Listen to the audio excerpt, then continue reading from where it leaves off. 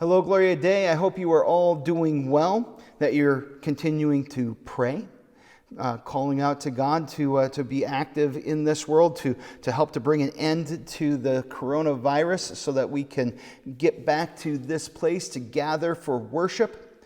And if you haven't, please start. Remember that God hears our prayers and He answers them. And so please pray about all of this. I wanted to share with you, we did something good last week. We gathered some food to take up to Trinity, Ohio City to help with their food pantry, and got a really nice thank you card from them today. And basically, they are just amazed with the blessing of our generosity, of your generosity. You did a great job. And they basically said that was an amazing amount of food collected in a short period of time. So well done. We're going to continue to look for opportunities to do things like that, things where we can bless our community, bless people who are in need, and do things in order to reach out to share the love of Jesus with our neighbors. You may have noticed I've got a little bit of a funny outfit going on here over my clergy outfit. And basically what I've got is my bandana for a face mask for today. And we don't need that right now. But we are going to need these things continuing into the future, including when we get together, those of us who come up here this Saturday, May 2nd, for the Lord's Supper. This is by appointment, and there was an email that went out to register, and so if you didn't get that email, please make sure that you contact us at the church office in order to get yourself scheduled if you are inclined to come in.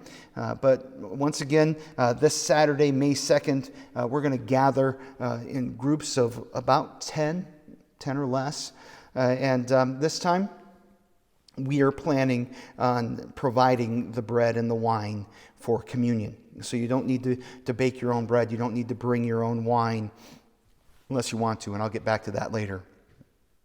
You know, we've learned a lot over the last 6 weeks about what are the best practices for taking care of a congregation during a pandemic, which is something that I'd never had a class on in seminary, by the way.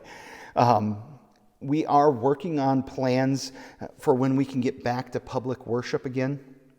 And you may recall that we're waiting on the ability to gather in groups of 50 before we get back to a more normal Sunday gathering. We're going to continue doing the video and have it online so that people can get those worship opportunities, because even when we're gathering in 50s, there will be people who won't be comfortable with coming, and that's okay. But when we can get back together, that's going to be a good thing. But when we get back together, you know, we're going to have to follow some of these practices of good sanitation. Making sure that we're washing our hands. There's going to be hand sanitizer and all those things. We're going to have to keep our distance. And we're even going to have to wear masks in order to protect one another. I have heard about several churches that have not followed good practices. And it strikes me that this is really a terrible witness to our neighbors. On the one hand, I'm a little bit frustrated that I can go to a big box store and find over 100 people, many of whom are not following any kind of good sanitation practices. But we as a church are being urged to have groups of 10 or less.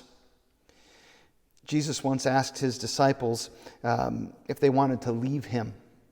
And Peter said, "Lord, to whom shall we go? You have the words of eternal life." It seems to me that as we face a time of pandemic that has already taken more American lives in 2 or 3 months than the Vietnam War did across 19 years, that proclaiming Jesus' words of eternal life, forgiveness of sins, and resurrection from the dead is pretty darned essential. And there have got to be some ways that we can operate in order to deliver those goods of God's grace to you and to those who would avail themselves of them.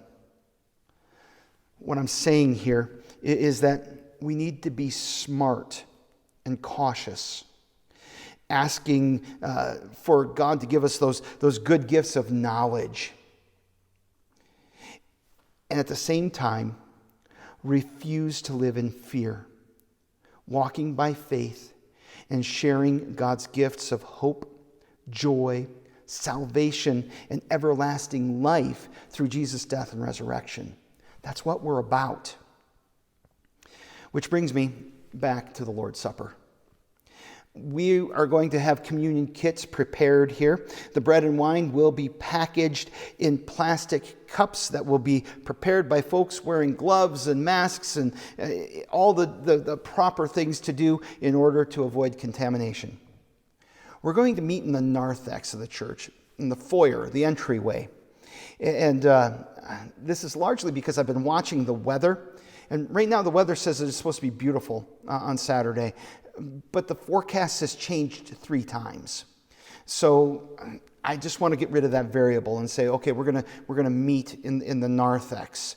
And honestly, when we get better weather more consistently, we'll do something outside. Because we've got beautiful property, beautiful grounds. Why wouldn't we use this God-given creation? But in the narthex, each family group is going to gather in a corner of the room. There's going to be a surface there, some kind of a table where those communion kits will be placed. And we're going to follow a brief liturgy. We'll commune, and then we'll go in God's peace. Now, there are a few things that I need to be clear about. One is that this is by appointment.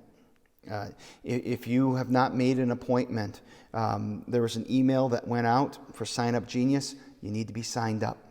If you can't use Sign Up Genius, call the church office. We'll be glad to help you with that.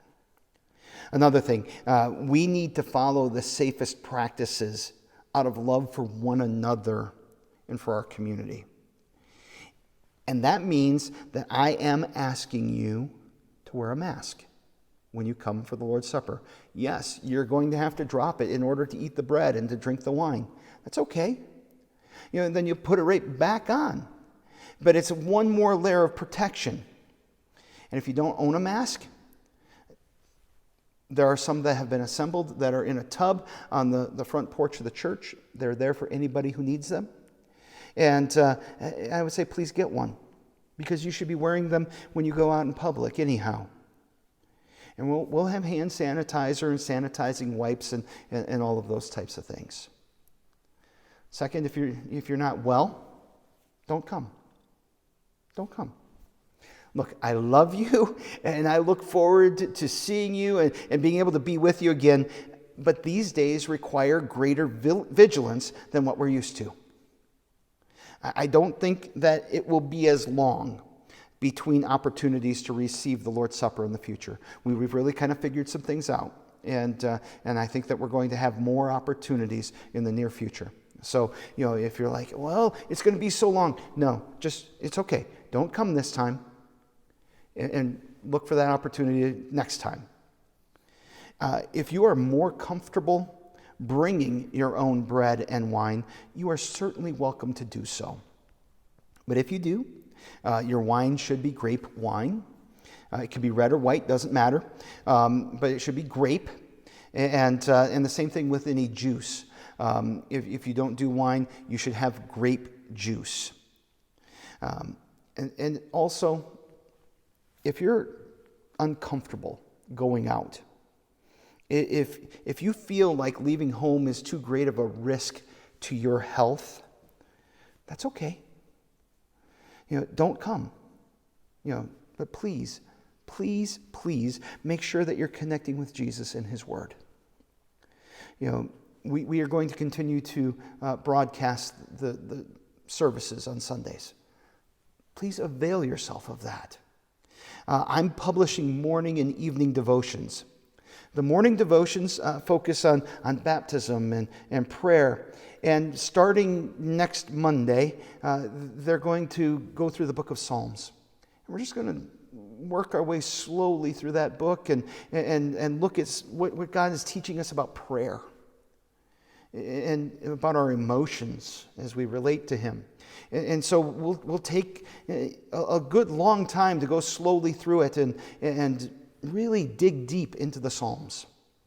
In the evening, the devotions focus on prayer again, but they're also have readings from the small catechism, this really great devotional resource that we have as Lutheran Christians. Don't forget that Bob is leading Bible studies online. And I think that we're going to look for some more opportunities to do things like that too. But please make use of what's out there. You know, when Peter said that these are the words of eternal life, talking about Jesus and talking about Jesus' teaching, that's kind of our hope in the midst of all of this. That no matter what happens, Jesus has given us eternal life. Jesus has died for us. He's risen. He's ascended into heaven, and He's coming again. And everything, He's going to set everything right. And so we live with hope that one day, really, truly, everything's going to be okay. God bless you, and I hope to see you soon. But please, hold on to that hope. Everything is going to be okay because of Jesus.